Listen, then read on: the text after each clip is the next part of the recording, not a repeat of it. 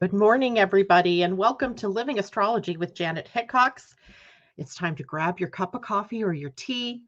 We're going to have to grab water because guess what I did? I put my coffee in the microwave, heated up a titch, and left it in there. But anyway, it's still time to sit back and relax and let's chat about what is happening up in the stars above for this week. This week being the first full week of June. And we have some exciting things ahead for the week. But today we're going to primarily focus on Venus as she's taking center stage at this point in time today with a phase change. And we'll talk a little bit about what that means. Today, with a change of sign, moving out of the sign of Cancer, where she's been for the last few weeks, and now into the sign of Leo, where she will be for the next several months. Which means that we also have a retrograde Venus to contend with at some point in time. So we have a lot to talk about as far as Venus is concerned. Today might be a really good day for you to have both your astrology chart and your human design chart handy. And that's because we're going to talk about where Venus is going to be sitting in the chart. And since she's going to be in Leo for a very long time, you'll want to know where Leo is in your chart. Because, first of all, we want to know, well, what does Venus in Leo represent? And what does Venus represent on her own? What does Leo represent on his own? And then where is that in my chart by house? Because that is the house or the area of your life that Venus is going to be taking up residence in. And she will be there for an extended period of time. So, of course, we're interested, right? We want to really know what it is that she is going to be bringing to us. And as well, we'll take a look at her transits from now through October, which is how long she's going to be in Leo, at the different gates that she will be occupying, where those are in your human design chart, and then trying to understand, well, what is this whole cycle of Venus about for us during this period of time? So good morning to those of you who are joining me live. And if you are in the background, good morning to you as well. But of course, we always like to start the week with kind of a look at where's the moon? The moon, of course, did you see the beautiful full moon? It was called the strawberry moon, I believe. And the strawberry moon was very big. It seemed like it anyway. And it was a very easy moon, right? I didn't have with the exception of one little blip yesterday on the screen, a short-term little blip. It was actually a very good moon. So I hope all of you had a great weekend and enjoyed that Sagittarius flavored, let's get out and explore and adventure. It is kind of funny. I did end up on an adventure yesterday. I noticed I was coming home from town. And just as I come over the bridge of one of the rivers that tells me I'm getting close to home, there was a sign. It said farm stand. And I went, oh, I got to go see what this is all about. So Terry and I, we make this right-hand turn on a one-way street. So we're going the right way, though, on the one-way street. And we passed this farm stand, but there were no cars there. It wasn't even open yet. So I'm thinking it probably opens a little bit later when, crops from the local area start to come in. But the street itself didn't have a clear way to get back to the road that I needed to get home. So Terry's like, well, just follow the road. Let's see where it takes us. So we did go on a bit of an adventure on the road. It's not like we got lost or anything, but we had to sort of take the long way home. And it was kind of fun. It was a beautiful day anyway. So it was fun to do that. So now we have the moon finished with the sign of Sagittarius and now into the sign of Capricorn. So we go from the more adventurous, exploring, optimistic to the more purposeful, let's get things done, even a more focused energy of the moon in the sign of Capricorn. Now, Capricorn is a sign that is ruled by Saturn. So we have a Saturn feel to the day, to the moon. Saturn does not do really well with emotional energy, and the moon does very well with emotional energy. So we may see today that we have this inner fight going on between expressing emotion, feeling emotion, and tamping it back, holding it down, not feeling. And that type of energy will be through the next couple of days. But Capricorn, as the moon placement in Capricorn, is about responsibility. It's about doing our due diligence, following our intuition, listening, if you will, to our inner voice and taking action from that deeper place. And as far as, what do we do? It is whatever it is that we do in a more disciplined way.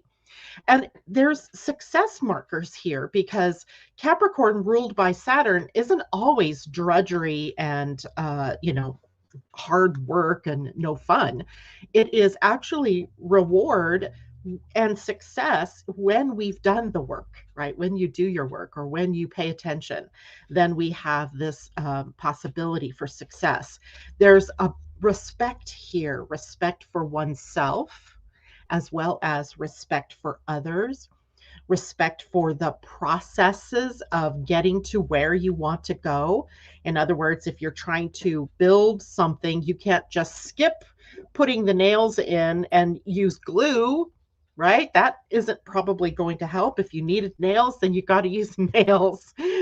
So we have to be respectful and then respectful of the process of what needs doing, right? So that it all turns out. But then on the other hand, there is also the need for us to be respected. And that might mean sometimes if you are, with a group of people or you're in a family situation and there's no respect, well, that's going to be a problem with the moon in Capricorn, right? We want to feel respected, but we also want to be the ones that are respectful. And it's an earth sign, Capricorn's earth. So we want to be grounded, feet on the ground, right? Practical application of anything that it is we're doing. There's a dose of realism or being realistic. It's not that you can't be idealistic. It's that if you are trying to do something, you have to do it in real world ways, right? You live in the 3D. So yes, we have lots of thoughts and we have lots of creativity, but none of that comes to fruition if you don't take action. So action is required, and that is a part of the moon in Capricorn as well. Persistence, right? Sticking with something, persevering with something, seizing the moments, if you will, and then taking advantage of the pathway that opens up in front of you to create opportunities, to create something in general. Creative energy is going to be big and up in our faces for the summer. So I want you to keep that word sort of in your head. And then we also have opportunities to lead by example. So if you're here, if you're someone that's in a leadership position, you don't want to do things, you don't want to make other people do things that you yourself wouldn't want to go do. So you want to be able to lead by example. And there's kind of a saying that we can attribute to Capricorn, and it's all about, to the moon in Capricorn in particular, and it's, I know what it takes to get something done, right? So know what it takes to get what you want, or know what it takes to express yourself fully, know what it takes to finish building something or to create something, and use the power of the moon in Capricorn for that type of thing. Now, we also know there's always going to be the shadow part. We can't help it. We live on a dual planet. So we always have the high, the shadow is on the other side. So we have both expressions available. Now, Capricorn's shadow energy is about getting rigid or being rigid, or holding rigid attitudes, right? Where you kind of get stuck on this train of thought and you aren't able to see beyond that, right? Your focus gets too limited. You get a narrowed point of view. All you can see is right what's in front of you, and you don't see all of the grander amount of things going on around you, right? So this can be specifically to our thinking and our feeling, and thinking too small, being too small, right? Holding such narrow and rigid ideas or opinions that your world starts to condense or to constrict. That's the word I was looking for. And then there's also scarcity mindset. Capricorn is meant to be it's Earth, right? It's a very productive sign, and that productivity leads to success. That's the high side.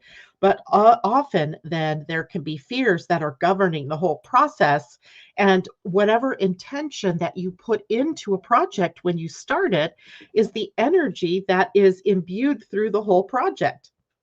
Think about that. So if you go into something open-hearted and open-minded and, full of excitement, that energy carries through the whole project. But if you go in with a narrow-minded, a focus that's too narrow, then that energy also carries through the whole of the moon's cycle in this particular thing or the project that you're working on. So we want to make sure that we're not letting fears govern what we're doing, because then fear would be the signature throughout the whole of that experience. There's also the potential for inconsistency here, for being up 1 minute, down the next, right? Going forward, pulling backwards. So we want to be consistent. Opportunism is also a problem here, where we become opportunistic, which would be kind of led by greed instead of let's share with everybody. Being in a depressed mode, we have Capricorn ruled by Saturn. We can't mistake that sometimes that creative process takes us into the lower end of the cycle where we may feel depressed, but you want to be aware of saying things like, I am depressed or I'm depressed, right? Because it's not so much that you're depressed, but that you're feeling that low energy or that depression. So we'll want to watch that for the time that the moon is in Capricorn, which, by the way, is today, tomorrow, and it switches very early Wednesday morning, my time, still going to be early morning East Coast time, into the sign of Aquarius. And remember, Capricorn and Aquarius are both ruled by Saturn in the more traditional way of looking at rulership. So Saturn is really the one that's holding a lot of energy for this week, right? So we have, let's see, Aquarius takes us all the way into Friday. So most of the work week has some Saturnian flares to it, meaning work, getting things done, doing things properly, doing your due diligence. That's going to be kind of an echoing theme throughout the week ahead. So try not to shirk responsibility. Try not to fall into the fear field. Don't get into thinking that you don't have what it takes, because you have everything, and you are everything that you need to do whatever it is that you want to do, especially when it comes to the creative expression. Now, the other part about the moon in Capricorn is it also helps us get some clarity around our goals, right? Do you have goals or dreams or aspirations?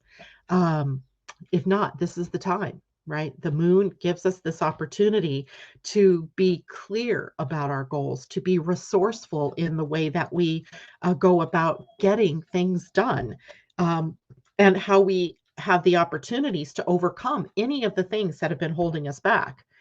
Remember that Capricorn is also very status oriented. It is a sign that likes to be, on top, right? It likes to be in charge. It likes to have that idea of making its mark, right? Leaving its mark, contributing something to the overall energy of the world. And so it seeks recognition. It is ambitious. It is driven in some respects. Just make sure that what's driving you is the higher energies. Like, I want to share of something of myself. I want to share my gifts and my talents, and not that I want to, dominate everybody. So we want to watch out for being too serious, being authoritative or authoritarian. It's funny, I saw that word authoritarian out in the news this morning. How funny, right? That those words will start to show up even in your outer world in some ways. So don't be rigid, don't be closed-minded. We want to maintain our open-mindedness throughout all of the week because of that Saturn piece that's there, but also specifically for these first couple of days that the moon is in the sign of Capricorn. All right, let's say good morning to people who are checking in. Hello, Debbie Tibbetts Two-Wheel. It's good to have you with us. And Joan, good morning to you. Kajella, hello. Christine, nice to have you here. Ty Lynn, nice to have you. Narges, it's good to have you. Amanda J. and Natasha, good to see you. Natasha, I bet you're looking forward to summer break, right? Summer break, unless you're teaching summer school this year. I don't even know if they have such an animal anymore, but if you are, well, hopefully you get a break. Okay, so I bet some of you have noticed, if you have your Pleiadian-Earth calendar handy, that there was a heart on the day today. So Monday, June 5th, is a 13 self-regulating day. It is a day for completions, right? The Pleiadian-Earth astrology week is 13 days long. And that 13-day period is coming to a close with the energy of self-regulating. Now, that doesn't sound dead sexy, does it? It's not really all that, wonderful of an energy. It's not like love. It's not like creativity. It's like regulate yourself, girl, right? It's like you be responsible for you. It kind of is with the theme of our moon this week, right? Responsibility is a part of self-regulation, right? Only you can, I'm going to say control, but I don't mean it in that negative way. Let's use regulate. Only you can regulate you, right? There's no one outside of you that you should be giving your authority to, right? Your authority is yours. Your word is gold. And the self-regulating energy then is all about being in the driver's seat of your life. So are you, or is someone else driving the car and you're just along for the ride? Take a look at that. This is a great day to look at that and to rate. You always have the opportunity to change, right? You always can change what's there. Nothing is static forever. You don't always have to be powerless. You get to choose being empowered, choose how you regulate yourself and your life, and don't give that power away to other people. Now, 13 is the last number, so it's about kind of the ending of this week, but it also means that we kind of go into a self-evaluative period of time where we're going inward, right? We're inward facing, and we can do some contemplation about what this last 13 days has meant to us, what's been happening in our lives, what have we learned, what's our takeaway, as we get prepared for tomorrow's move into one catalyzing energy. So that's a high energy of beginnings, right? Tomorrow's great for catalyzing something and changing up the energy tomorrow. But today is the day to look at what has your responsibility been in this past week, and have you played your role to your best? Is there something that you need to change within yourself? It's a really, that self-reflection energy is pretty high today, but also knowing that you are the only one that can regulate everything about you. And then the heart on the Pleiadian calendar today suggests that something is going on with Venus. And indeed, Venus, who I've kind of ignored up until this point, right? I have not really played to her strengths lately. But Venus here is going through a phase change. And we know this because she's getting ready to move into retrograde. Well, she will next month in July. And that means that she is coming into the wholeness of herself as the mother goddess, as the maiden, the fullness of her femininity, of her feminine power at this moment in time. So this phase is called wholeness. And by the way, here it is. This is work that you can find more about on Adam Gainsbourg's book, The Light of Venus, Embracing Your Deeper Feminine, Empowering Our Shared Future. So it goes through each of the phases, and it also has a table or an index of the phases so that you can go back in time and find out what phase Venus was in when you were born, so that you know more about yourself, your Venus self, if you will.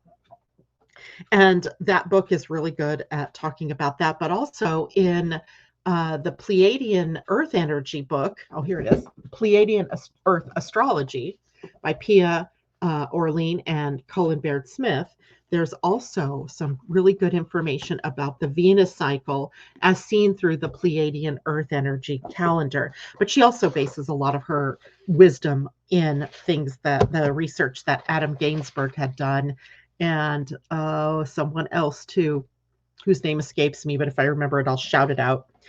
So that if you want more research into this area, you can certainly do that.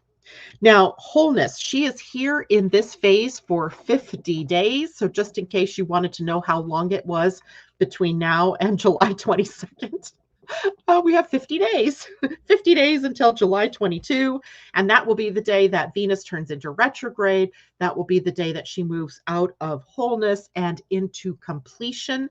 So we're finishing up a Venus cycle, right? This whole time from now all the way through the fall, we are in the ending of a Venus cycle. And at this point, she's an evening star, right? So you see her in the night sky.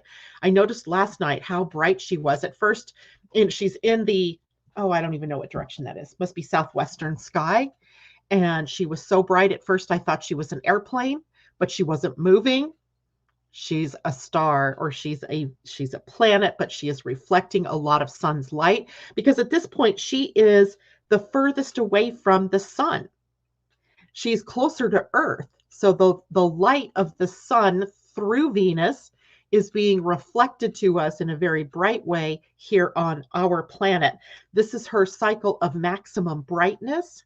This is her cycle of maximum separation from the sun, the furthest away she gets from the sun.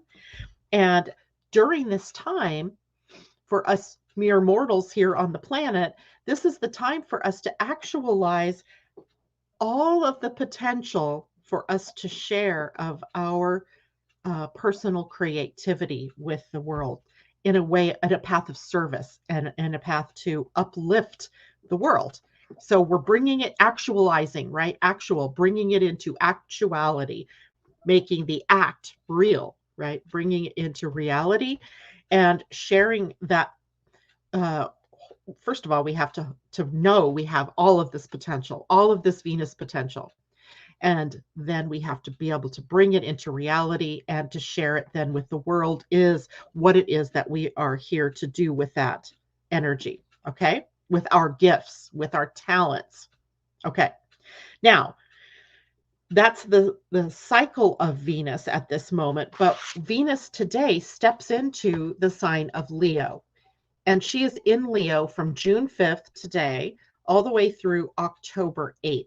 So a very long period of time. Remember Mars last year, right? He moved into Gemini something like June or July, and he was there all the way until the beginning of the next year. I think it was March of this year. Maybe it was February. Long time. When the inner planets go retrograde, they spend a long period of time in one sign, where we're used to seeing them move out every 3 to 5 weeks, right? Those two planets, Venus and Mars in particular, do that. So she's there for a long period of time. The first part of that phase right now is in direct motion from July 22nd until September 3rd. She is in retrograde motion. And then from September 3rd until October 8th, she completes her Leo adventures. So this is why I said, if you have your human design chart, or we're going to talk about the human design aspects of this in a minute, but if you have your astrology chart, look to where Leo is. Leo is going to take in a lot of energy for you this summer, right? So the different house, so we'll have a description of what Venus means, of what Leo means, of what Venus in Leo means, and then what does Venus in Leo mean to you personally based on the house that it's transiting through in your chart. Okay, so we're breaking this down in a couple of different ways.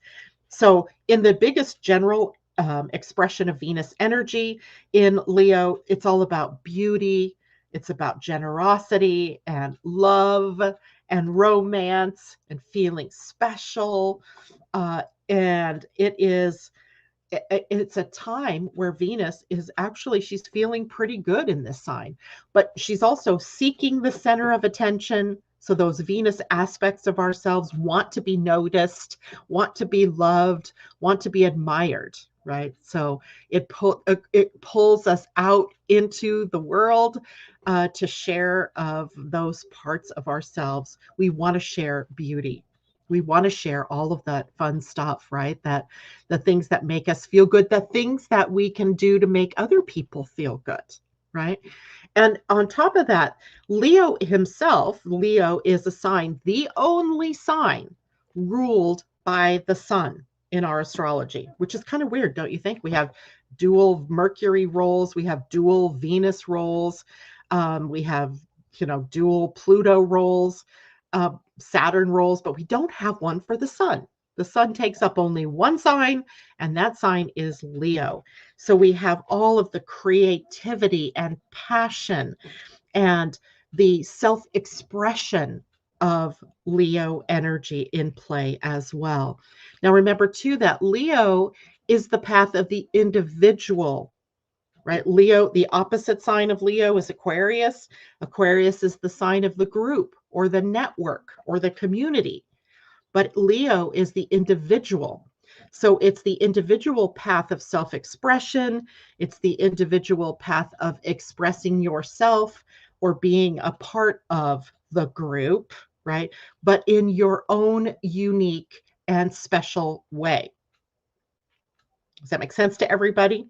So what we want to do is to make sure that we are applying our uniqueness to the whole, not trying to fit in and be like everyone else, but to be the unique expression of who you are, right? That is what exactly we need to do. Now, when we look at Venus areas that she rules relationships, right? She's the ruler of both Taurus and Libra. So we have the beauty, sensuality, harmony, down to earth, practical aspects of relationships and finances, self-worth, and the forces of attraction in both Taurus and Libra, relationships and tact and diplomacy and balances, harmony, right? So we have a lot of things, a lot of different moving pieces on the chart. If you're a Taurus or a Libra, you bet you this is going to be very activated for you during this summer into early fall. So if you are a Taurus or you are a Libra, you're going to want to know where Taurus is, where Libra is, and where Leo is in your charts.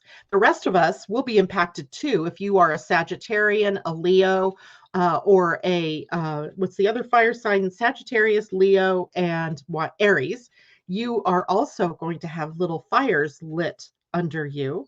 And the air signs perhaps are more fanning the flames of all the passion, maybe getting caught up in your heads too. But remember, by far and away, this is an energy that seeks expression in the world, right? Not just in our heads, but in the world, right down here.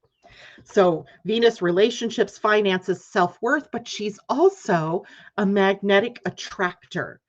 She has a lot of attraction energy, not just attraction because, hey, we look good or we smell good or, we're doing fun things or good things, but attractive as what are you focusing on? Because that is being attracted as well. So she has attractive powers, magnetic attractive powers.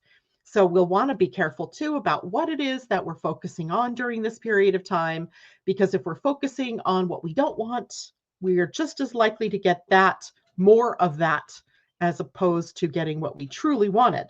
So we have to be aware of what's going on, what's our thinking processes, because even though the thinking processes don't necessarily create reality, the thinking processes often drive the actions that we will take, right? And it's those actions that we take that create. So keep that in mind. Now, during the retrograde, So right now, I encourage all of you, all of us should be really focusing on what we love, what we want to do, what we want to bring out into the world. Because by the time we get to July 22nd through September 3rd, the retrograde, we might be asking the question, where did all our fire go? Where did the passion go? It may feel like it got burned out, or it might feel like it got extinguished somehow. But that is the nature of creative energy. Remember, creative energy is expressive. Right now, it's expressive in its wholeness. And then it moves into the quieter energy of creation that is much more unseen. So it'll be a time for us to find our new creative outlets, right? To find a way to express ourselves in a different maybe way, in a unique way. So just remember, we're in this very exuberant outer cycle, and then we're going to go inward for a good chunk of the summer, right? Which is kind of appropriate when you think about it, because in the summer, at least in the northern hemisphere, it's summer. So we have lots to do, right? There's, the call of the sun, the call of the water, the call of vacation, right? There's other things that we want to do. So we're not always so focused at that point in time on the outer world expression of who we are. So now we get to go during that summer and take it inward. And while we're out playing and having some Leo fun, we can be also considering, well, how would I want to share my most bright, beautiful self and ideas and creativity with the world? Okay, so it works out, I think, in a really good way. So while you may be asking, where did the fire go? It didn't go anywhere. It just went more inward. Okay, and that will be, again, from July 22nd until the 3rd of September. Now, for those of you who really do know your charts and you want to know degrees, Venus will retrograde from 28 degrees of Leo backwards to 12 degrees of Leo. So when she enters the RX zone, she'll be at 12 degrees, and we'll be preparing then for that retrograde. Okay. All right. Questions about that, anybody? And I'm going to go back and pick up some people that I didn't see before. Amanda J, hello. Asa, good morning. It's good to have you. And Natasha says, yes, I feel many of us in the educational world, even students, are looking for a break. I'm grateful for the time to refocus and do with a little less restrictions of the day-to-day, right? Her schedule's 9 to 1. But she also has her own business. So this may give you more time to focus on the things that you really love to do for you. Good morning, Gayla. It's great to see you. JLo, hello. She's listening at 2 times speed again because she came in late. I love it. Requiem for a Tuesday, she says. So that's what's happening to me. You might have to elaborate a little more for us there, Requiem. Amanda J, Leo in the 4th house for me. Natal moon is there, and Taurus is in my 1st house. 1st house issues are all about personal, right? The personal you. A 4th house Leo, you're going to have an extended period of time to really reevaluate home and family and traditions, why you do what you do. Are you ready for the next phase of where you want to go? It's a building time in the 4th house. The 4th house puts all the nails in the wood, right? So that they'll stick together and build something. So it's a building time for you, Amanda. As well, it might have issues around your mom or other women in your life. But also, should be a time for you to really bring out who you are, to self-individuate. Christine says, is that only sun sign? Okay, I'm missing something. That's Leo is the only sign that the sun rules in astrology. So all the planets have rulership over someplace. The sun holds rulership over Leo. But all the sun signs, all of you all are going to be affected or impacted because all of you have Leo somewhere in your chart.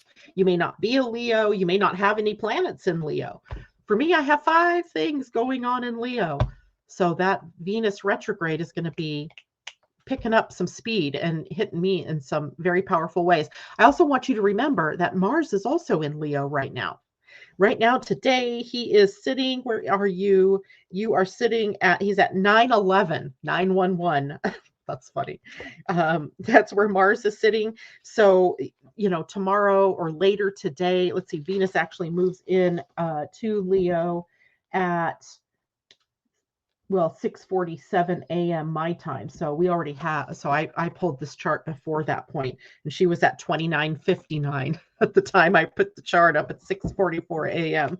That's so funny. But now she's in the sign of Leo and moving toward Mars. I don't believe they actually hold a conjunction this year. They did 2 years ago when Venus or Venus and Mars conjuncted in Leo, as a matter of fact. So interesting times. Now, if we start to look at, I was going through questions here. Natal third house, progressed first Leo. Interesting. I've been making more TikToks with myself and posting pictures of me, right? You're coming out. You're having a coming out party. I love it. Have a coming out party, JLo.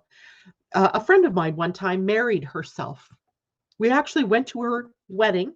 It was at her house. It was a beautiful little ceremony. And it was just fascinating, right? To think about. That's a very Leo thing to do, to marry oneself. And she did it in a way that wasn't narcissistic or arrogant or prideful. It was just, I'm really carrying the mantle of me. And I'm really, choosing me. She was choosing herself. She didn't have to have a partner that was going to be something that she could put all of her energy into. She was putting her energy into her. I thought it was an interesting thing to do. Okay, Christine Buckingham, fourth house Leo and Uranus.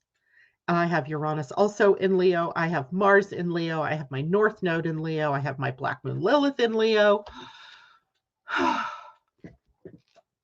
Lots of stuff going on.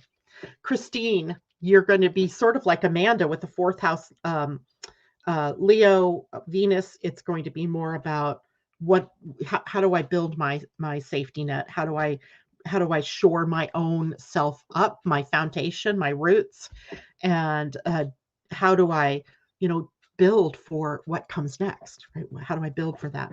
Requiem for a Tuesday. Hello, Mars coming from a Scorpio. Mars and Leo, is that what you mean? Asa, Mars is sitting right over my Leo moon, Mars and moon. So any blow-ups going on in your life? Any Mars confrontations happening? Emotional confrontations happening? That's kind of what I think about with Mars in Leo. I had an emotional blow up the other day. This was so weird for me because usually I don't get involved in other people's business. But yesterday, Terry and I were at the car shop, or the like AutoZone or whatever you call those places, car parts place. And my check engine light had come on. And so they test for that to tell you what it is that's going on in your car. And then whatever it was, Terry was buying some product. So I'm standing in line with him. And this man comes walking across from the back corner of the store, and he's bumbling and grumbling. He's like, "Oh, yeah, can't I get out of here? I want to get out of here. I want to go home." On and on about, hurry up, get me out of here. And then he gets in line behind me, and I'm ignoring this, right? Up until this point, I'm just observing that that's what he's doing. But he was continuing in the back, making all kinds in line behind me, making all kinds of noises and telling the guy to hurry up, to get on with it, to get out. And I'm like, okay. The guy had several things in front of Terry that he was buying. So you wait, right? What else do you do? So finally that guy leaves, and then Terry and I, it's our turn, and we have one thing, that's all. And the guy behind me is still muttering and mumbling. It's almost passive aggressive, but he wants to make sure people hear him. Finally, I turned around and I looked at him. I go, "Be patient." I wanted to yell it. I don't yell, but I did kind of make it very forceful. Be patient. Your turn is next.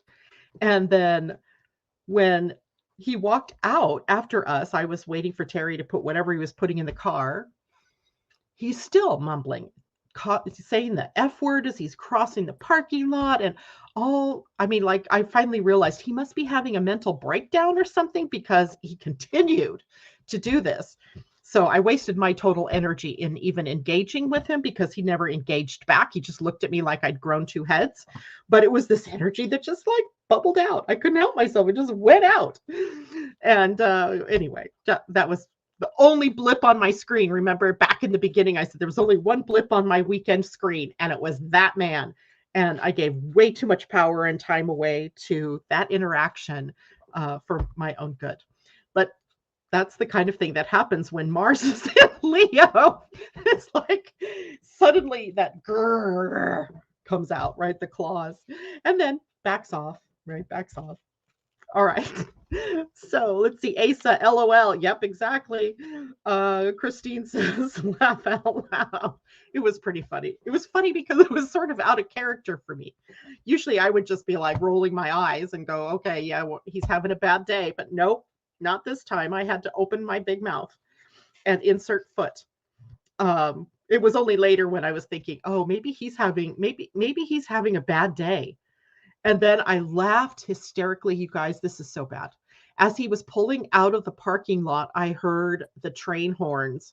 So I knew that the arms were going to have to come down because, we were near the train tracks. And so usually that time of day is a long freight train. So for as impatient as he was going to get stuck behind a train. I love it. Like karma, right? All right, so let's go on to the human design aspects now of Venus, because I think there's an interesting tale to be told by looking at it through human design. So I'm going to share my screen so I can kind of show you the progression of Venus's transits. So right now, today she is sitting right here. So get your human design charts out now, people, so you can tell whether you have it defined or if this is an open gate for you that some gets defined during this period of time or not. And we'll go more through these things as this transit unveils itself or gets revealed. But this is just giving you this idea of, well, what am I facing during this Venus in Leo time? And it all begins today with the Venus sitting at the gate 56.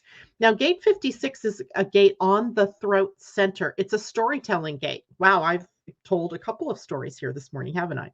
So the gate 56 wants to tell stories. It wants to speak to the story. So the stories, hopefully of love, hopefully of, attraction, of romance, of, the positive in things. And that is only going to last for a day or two. In fact, I should have gotten my little book out here to tell you how long that one is. Today, June 5th. She is only going to be at the 56 until June 8th. So until Thursday. So on Thursday, then she moves down to the gate 31. Also on the throat. So remember, Gemini was all in the throat centers, right? And now we have some Leo throat center energies. 3 of the gates that weren't taken up by Gemini are taken up by Leo energies. So Venus and Leo at 56 will be very much about sharing story. When we get to the 31 is called the gate of the leader.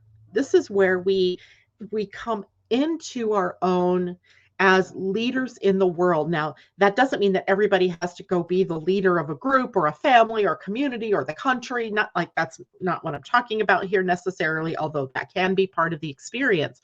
But how is it that you come out into the world and define yourself as different as a leader in your own world? Like as a leader, as a role model, even might be another good word that we can put here in what you do. Right? In sharing what you love. So leadership energy, interesting Leo energy. We often think of Leo as leaders, right? The leader energy. It's very dominant sort of energy. Dominant as it's not scared of taking on the leadership role. So here we are all moving out of any kind of fear we might have in really showing up in our own power and in our own magnificence, right? During this period of time. Then she'll move over to the 33, and the 33 is a gate that is also about the stories. This is more the story keeper energy. And the story keepers are the ones that are the people, and all of us are going to end up in this, where people just want to tell you their stories, right? They trust, there's a level of trust here, and a trust that you'll hold the story, but then not just hold the story, but also share the story when appropriate as a teaching method for someone who needs to hear what you have to say. Remember, though, the throat center is projected energy, projected like in the sense of a projector, where we're waiting for the invitation from life or from a person literally to pull that energy out and share it with the right person in the right time with the invitation. So the 33, also a storytelling, but mostly story keeping. They're the historians, right? So they're keeping track of all of the input so that they can share it with the right person or the right group when asked. And other than that, they hold on to the stories, right? So they're kind of trustworthy. We'll have to learn to be trustworthy holders, trustworthy keepers of the words, right? Keepers of the words. Then after 33, Venus will move into the gate 7. The gate 7 is also a kind of leadership gate. This is more the power behind the throne kind of energy, where there's a lot of support that goes into providing for the leader, helping the leader. This whole channel actually in human design is really about democratic leadership. Now, I don't mean necessarily democracy as a political movement, but democratic leadership where all voices matter, right? Where everything, all points of view can come together and blend, right? This is something that is key to our survival on this planet as we move forward. Right now, we're seeing the breakdown of everything that's been hierarchical, right? So our human design does not support hierarchy. Instead, it supports what Richard Rudd in the Gene Keys would call synarchy. That is rulership by the whole, right? Or togetherness, supporting the most number of people. There's a whole lot more we could say about this, and I didn't really mean to get into that, but this is an entire channel devoted to that kind of energy, supportive power sharing, right? Sharing power. And in a hierarchy, we are always, going up the chain. There's always someone above us that has power over us. Okay. We don't want that. We want to be in sharing mode. Now, here we start in July at the gate 4 up here on the ajna. So the energy moves out of the throat center and up out of the identity center and up to the ajna. So now we know we're talking about, or we're thinking, what are we thinking? What are we analyzing? How are we viewing the world through our mind screens? And the gate 4 is a gate of possibilities. So I kind of love this. In July, we have, this is, we don't move to the gate 4 until July, not July 4th either, just July somewhere there. I can't remember when. I could tell you. I should tell you. July, actually, we moved to the 4 on June 28th and are there all the way through July 7th. So you can really tell Venus is slowing down. She's not staying in a gate 2 days or 3 days. She's staying for a week or so at a time, a week to 10 days at a time. Now, the gate 4 sets the tone for the possibilities. What more is possible? There's a lot of curiosity here. And we need to avoid getting caught up in old thinking patterns, right? This is a key for us to really get outside of that old thinking model that we've been in and to move more toward, well, what more is possible? So seeing possibilities. Now, the first gate that Venus will be in retrograde is the 29. The funny thing about the 29, we call it the gate of saying yes. It wants to say yes to everything. Life is so much fun, right? Yes to that, and yes to that over there too. And then I find myself burning out because I can't do it all. Right now, things are dropping off, or I'm, putting forth a lot of energy to try to keep up with my commitments. So this is called the gate of commitment. The commitment here is to say yes to the right things, not yes to everything, right? So we're going to be learning about taking a chance on saying no, perhaps, right? The sacral is the center for doing and action, and it always works in response to what shows up in our outer world. So if we're saying yes to things that show up in our outer world, but also saying yes to ideas and inspiration that's coming from within us, we're going to burn out, right? All of those oranges or pins that you're juggling are going to fall. But if we say yes to the right things, and the right things being those things that we've used, that we've said yes to through our strategy of our type and the authority that we have personally, along with responding to what shows up in the outer world, then we'll be saying yes to the right things for us as individuals. We're often very tempted to say yes because we think it's going to make other people happy, right? So then the retrograde will go backward to the gate 4. Again, we review possibilities. We review our curiosity. Where is that taking us? Then she goes back to the gate 7. The gate 7 in retrograde, reviewing how we support one another, how our power structures and our leadership structures are working. And then she retrogrades back to 33. This is where she will turn direct. And we have another couple of days to look at what are the human stories? What do we want to teach going forward? How do we want to teach going forward? So, all right, that's the quick down and dirty. I'm going to stop sharing. And by the way, in your own charts, you want to look at where it is, what those gates are in your chart. Are they defined, meaning they have color attached to them? Or are they white? Is it part of an entire channel that's defined or colored in? Or is it part of a channel that's all white? Because that's going to tell you more personally how it's going to impact you. So if you already have one of those gates defined, this isn't going to be new energy for you. This will just be Venus adding her flavor of energy to this. So looking at your desires, looking in your relationships, looking in your finances to see whether you are in alignment with what the highest potential of those gates are or not. If it's completely open in your chart, then this is new energy that is being established.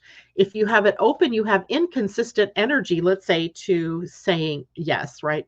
Maybe you're moody because you have the emotional center defined and you say yes and no inconsistently. So now with it defined, you may be like, I want to say yes to everything, which would be not the right thing for you to do. Right. You would want to be very careful. So look at your human design. If it's defined, you're adding to what's already there. If it's open, then you have new energy that is going to be taking place for you in your chart. And of course, by far and away, the best place to do this as a personal visit is to have a session. Have your human design chart read. I do human design, I do astrology, I do both of them together. But you don't have to choose me. You can have that done anywhere, but maybe get it done so that you can understand yourself more clearly. All right, questions. Let's see. I'm going to go back. Christine says, he manifested it. Yes, he did. Margot Lynn, hello. On my Mars and North Node. Oh, yes. So this is, these are important things to know about yourself. Your North Node, Margot, is your destiny, right? Life pulling you in a different direction than what it was pulling you into when you were younger. Or I sometimes think of the South Node as the safety zone, right? The comfort zone. It's where everything's worked for me. It's, where I feel comfortable. And yeah, I may, not feel like I'm going anywhere fast, but it's comfortable. The North Node is not comfortable. The North Node is, we also feel pulled and called to move toward that North Node. So it sounds like you have a North Node in Leo. So you're being called or pulled to express yourself in your own uniqueness, right? To follow your heart, and your passions so that you can express yourself uniquely in the world. That's your path. Now, to me, to other people standing back and looking in, that is a destiny that everybody would want to have, right? To be told, hey, follow your heart. That's where you're headed to go, right? You need to go that way. But I can tell you from having my own Leo North Node that it doesn't always feel so good. It almost feels sometimes like you might be betraying others if you did what you wanted, um, or that you won't be accepted out in the world if you do what you really wanted. But I can assure you, your destiny is calling you out of the group mind and out into your unique self-expression. Okay, that is your job now. Mars taking action on that. J-Lo 31.3 is my purpose. Coming out. You're coming out. It's a coming out party. And J-Lo says, haha, sounds like me. All right, questions? Anybody else about Venus? We have plenty of time to talk more in depth about each of those placements in your human design. There are several aspects that Venus will be making during her transit of Leo, and the first one comes up today, right? Today, Johnny on the spot, Pluto at 0 degrees Aquarius opposing, or I should say Venus at 0 Leo opposing Pluto at 0 Aquarius. So these themes are already activating. Transforming is the theme out of Pluto, right? Transforming in a way in Aquarius to be prepared to serve the greater humanity, but to also be unique and inventive and different. Be yourself. And then with Venus at 0 degrees of Leo, just entering into the potential of all that fiery self-expression, that love, that passion, right?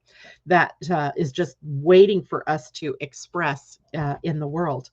Then on June 8th, Venus will square the North Node. So now we have some challenges to that Aries North Node right now that is at 3 degrees of Taurus, 3 degrees of Taurus. Did I say Aries? Not in Aries yet. 3 degrees of Taurus.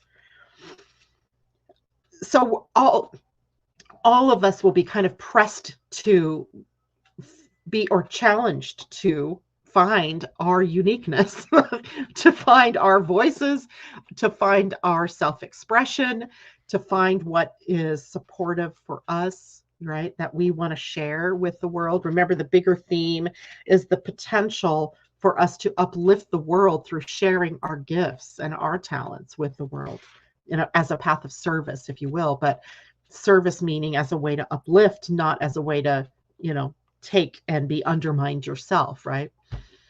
And then we have June 13th, a quincunx, which is an inconjunct to Saturn.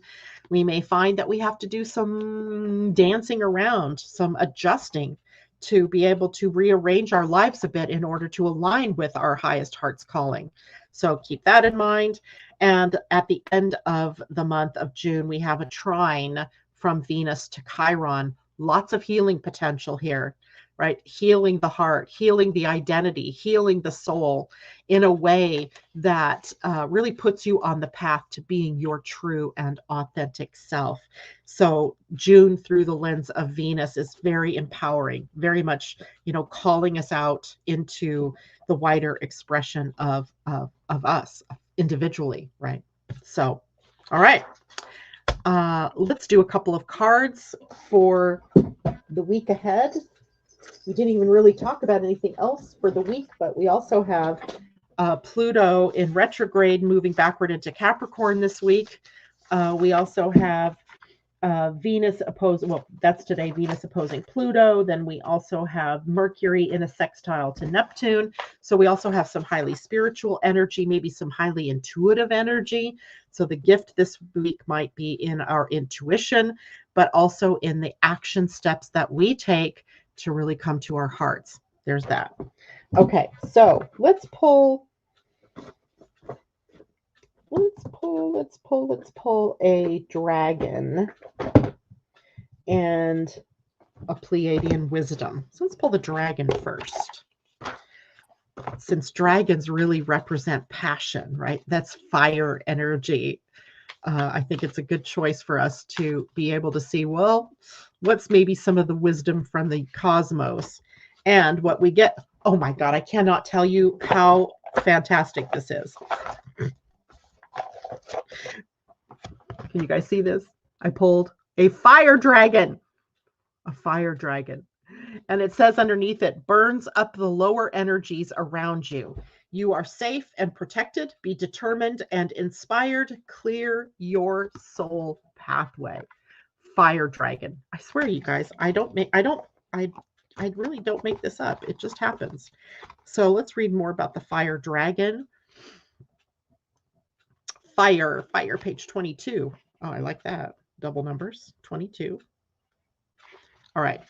This is a fourth dimensional dragon, and he radiates a bright orange fiery light. They are powerful beings who give us power, thrust, and determination when we work with them. They are the master clearance experts and will direct their blazing flames at anything we ask them to, transmuting lower vibrations that no longer serve us. They will fly in front of us when we travel, often burning up challenges before we reach them. They are also extremely protective of their companions and those who work with them.